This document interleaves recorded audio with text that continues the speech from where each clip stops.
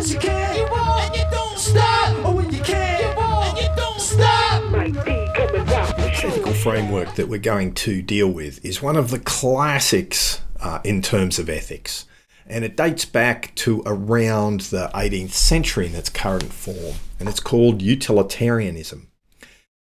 It's kind of like ethical egoism. It's ethical egoism extended. Extended in the sense that we move from concentrating on the utility or the good of one person to looking at the overall good that results from a decision or action. A little bit of history can be useful at this particular point in time. You see, what we have developing at this point in history is an extension of mathematics and scientific thinking through to lots of realms in society. And so people were very caught up with the idea of measurement and mathematics and the idea of being able to work something out scientifically. And so to a large degree, utilitarianism is an extension of that as it takes on some of the ideas from economics and science to come up with a moral calculus in terms of how to think about making the right decision. So why don't we get into it and learn a little bit more? So the key thing to remember here is that utilitarianism is aligned with the decision or action that maximizes the overall good or utility. Right? So that word utility is often used in economics. Anyone who's done economics would know about, for instance, utility curves. And it just means kind of happiness, usefulness, good. That kind of thing is what we're talking about, that something has utility.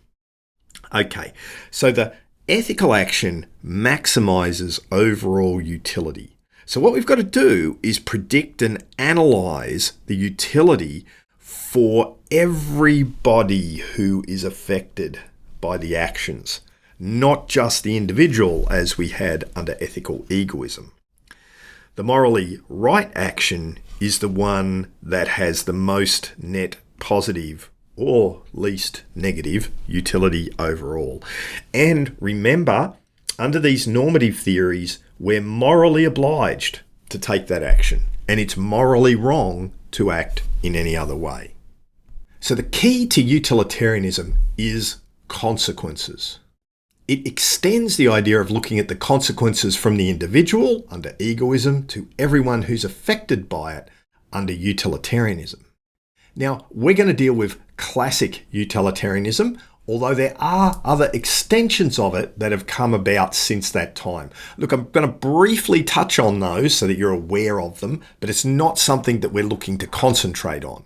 Okay, so what did we have in terms of other kinds of utilitarianism? Well, rule utilitarianism is where we look for the principle or rule that maximizes utility, not an individual action or decision. So what we're doing is we're going to look at an individual action or decision and calculate the utility. A rule utilitarianist approach would look at a rule that used repeatedly maximized utility. So that's, a different way of looking at the problem. We also see a lot of discussion around what we should maximize, right? Should it be utility or should it be satisfaction of preferences or desires or good? Like there's some discussion around what we're actually trying to maximize. But essentially, these newer derivatives use the same logic. So utilitarianism comes about in the 19th century, the 1800s. It's often credited to Bentham and Mill as two core thinkers behind these ideas. And it was used in a lot of reformist, as the basis for a lot of reformist arguments. For instance, giving the vote to women was classically endorsed by this because it would lead to greater utility among society if we followed that particular approach. Okay. So we've got this basic idea that we're trying to maximize utility, but one of the core challenges that comes up is how do we actually measure it? Bentham spent a lot of time talking about this and writing and thinking about it is probably the better way to talk about what he did. And after thinking about it for a long time, I think you'll start to see, as he did, that there were quite a number of dimensions to what we actually mean by utility. So let's have a look at some of them. So Bentham said if we're going to measure utility or happiness, then we need to think about the intensity, right, of the net happiness. How intense is the actual happiness that occurs? How long lasting is that happiness, right? Are you happy for 5 minutes, an hour, a day, a week, a year? How certain are you, right, that you're going to be happy? How far into the future, how remote is that happiness? Fecundity and purity, they're strange words from the 1800s. But what they deal with is essentially feedback loops that occur when we have an action or decision. So I have an example coming up where we talk about this issue. Imagine if you've decided to go to the gym to get healthy. Okay, so you do this calculation based upon the idea, should I go to the gym or not? And primarily you're worried about health. But from a fecundity perspective, there might be a whole lot of other positives that occur as a result of it, right? So for instance, because you start going to the gym, you might become more attractive. So your romantic life might improve. There's some evidence that more attractive people get ahead in the workplace a bit more. So maybe your job improves, etc. So that's the idea of fecundity, that we have these positive knock-on effects. By the same token, the idea of purity is that we can get negative knock-on effects. Okay, so for instance, should you smoke or not? Right. So there might be this immediate issue of smoking, that you smell bad, which affects your romantic interests, as well as the negative health effects, right? So these feedback loops work both positively and negatively. Finally, the last thing that Bentham talked about was this idea of extent. Extent is one of the largest ones that we have to deal with, one of the most important elements, because when an action affects a lot of people, right, then we need to take those into an account. So decisions that affect a lot of people are a lot more complex than those that just affect a few people. Something we'll come to as we go through our examples.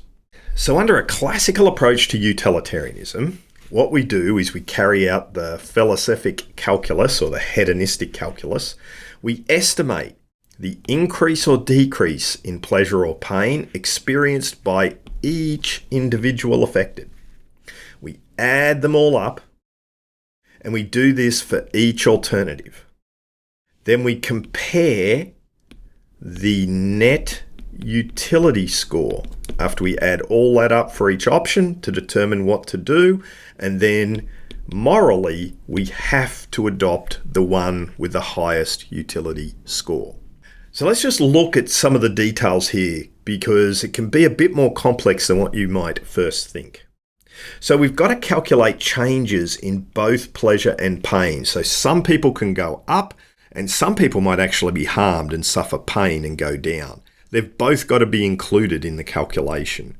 We need to include the number of people, right, who experience the increase or decrease.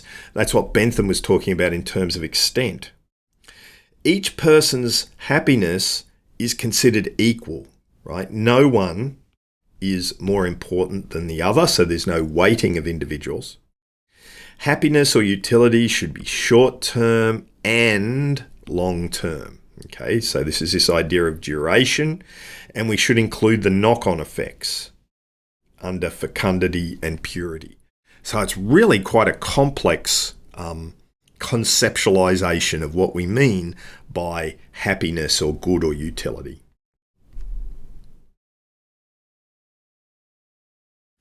In simple terms, we identify the stakeholders who are affected, develop a list of consequences, measure the pleasure or pain on each. We need to look at Bentham's dimensions, calculate the overall, do the one with the greatest aggregate pleasure or the least pain.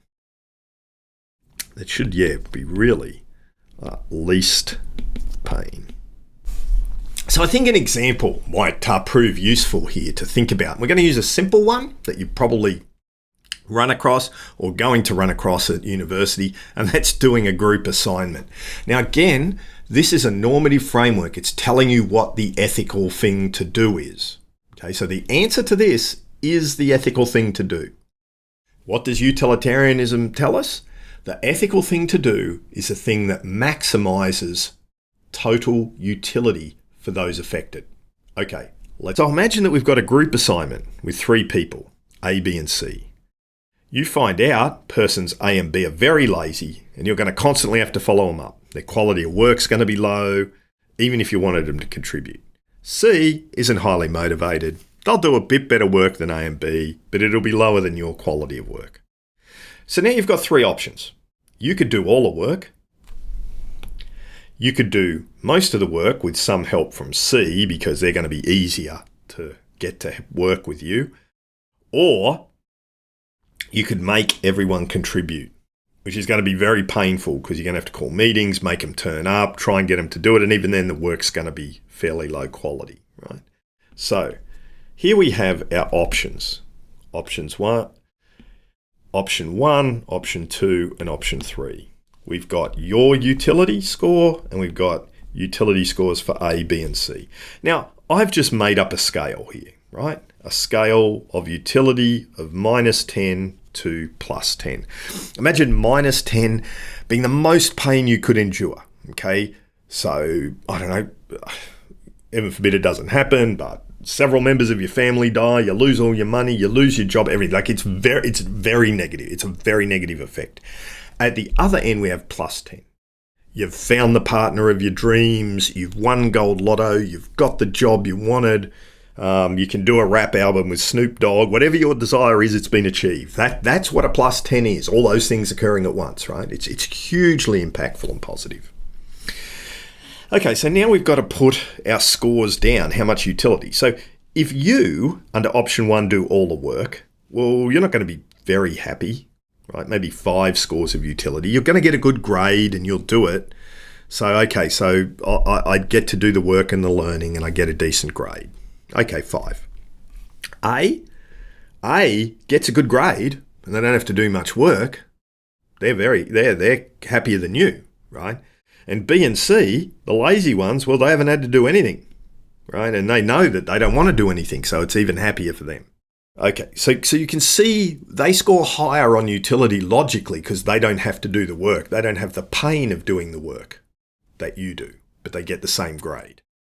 So if we add those up, the utility score under option 1 is 25 units.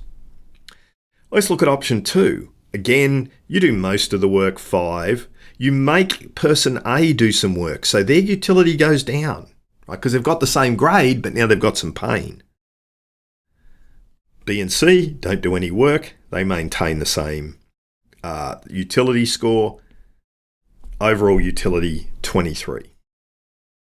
So what happens under option 3? Under option 3, you spend a lot more time doing the assignment because you're trying to get B and C to do some work. So your utility goes down. A's utility goes up a little because they don't do quite as much work, right? B and C, their utility goes down because now they have to work to get the grade. Imagine you get the same grade. They're the utility scores. Total utility, 16. If we compare the total net utility, the only ethical action for you to do is to do all the work. That's what the framework tells us, because that is the score that maximizes utility. So this is an important concept to actually understand fully and appreciate. That is the ethical thing to do. That's what the framework tells you. Okay, the ethical thing to do is based upon the consequences, and the consequences that maximizes total utility. Now, some of you out there might be going, that doesn't sound right. So there's 2 possible causes as to why you might not think it's ethical. Number 1 is you're thinking about the problem differently from an ethical perspective, maybe a deontological perspective, which we come to next. The second thing could be, if you don't do this calculation right, you're going to get the wrong answers, right? So one of the things you could argue with this table, this simplified example to show you how it works, is maybe I've missed some key stakeholders. Maybe the utility of all of the other students would change, right? Like if you knew your classmates were getting a good grade when they weren't doing any work, maybe you get pissed off and your utility goes down a little bit, right? So that's why it's so important that this kind of approach will only work when it's executed well. You leave out some stakeholders, you get some calculations wrong, you get some measurement wrong, you could end up with a very different answer in terms of what the ethical thing to do is. If I have got it right in terms of the calculations there, what can we learn? Okay, well, the relevant thing is the total overall net utility. You're morally required to do that. That means options 2 or 3, making the others do their work, is unethical because it doesn't maximize happiness. Also notice the distribution of the happiness is not relevant. In option 3, the happiness is actually more evenly distributed. Okay, then option 1, that should read. In all of this, we're not considering the ethics of the act itself. We're not considering the fairness of whether they should do the work. We only consider the effects or the consequences, right? Because this is a teleological approach to deciding what is right.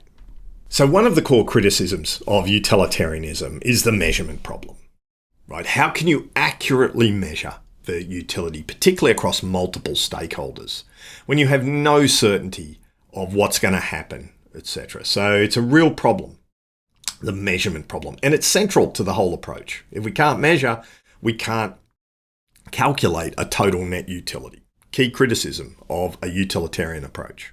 From a more theoretical perspective, there are a number of difficulties. The first one is how strict the theory is if you approached it. So if we genuinely approached ethical actions in this way, it would mean things like you'd never be able to go out for dinner. Why? Because the money you spend, the utility you gain from going out to dinner and maybe spending it in the restaurant and the staff there, you would gain much more. There would be much more utility in the world if you gave that money to, say, to a subsistence farmer, right? So if you're going to maximize utility, we have this problem that you would constantly be not able to make free choices about your own good. Things like going on holidays, going out to dinner, even deciding what computer you might want to use. A second major problem is that it can ethically justify oppression of a minority, discrimination, oppression, violence. And in fact, remember, it would make them morally obligatory. You would have to do it. Okay? So if you had a situation where one person suffers 100 units of pain, but 110 gain 1 unit of pleasure, then torture would, from a moral perspective, be required. Yeah, that doesn't kind of sound right, does it? And the calculation doesn't take into account how happiness is distributed.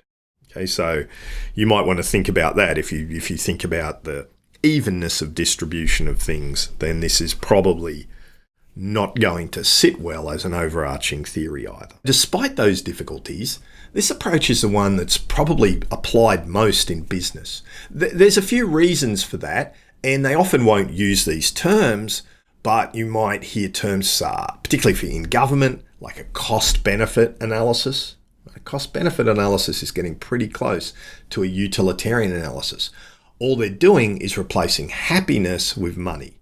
Now, that's not a perfect substitute, but it does get some measure at the utility of a particular decision. The other thing that business kind of likes about this is it's objective and it's kind of treating everyone the same. Everyone gets an equal kind of vote in the utility stakes. You don't weight one person or one group above another. And so it looks objective in terms of its approach. And so for these reasons, it really can be favoured by those people who do have to develop policy or thinking about how you're going to guide behaviour into the future, government and business. Okay, that's utilitarianism. And we've finished with our consequential theories of ethics. What we're going to do now is move on to a different way of looking at the problem, which are deontological approaches to ethics, which is where we look at the way we're doing it rather than the consequences in order to judge whether something is right or wrong.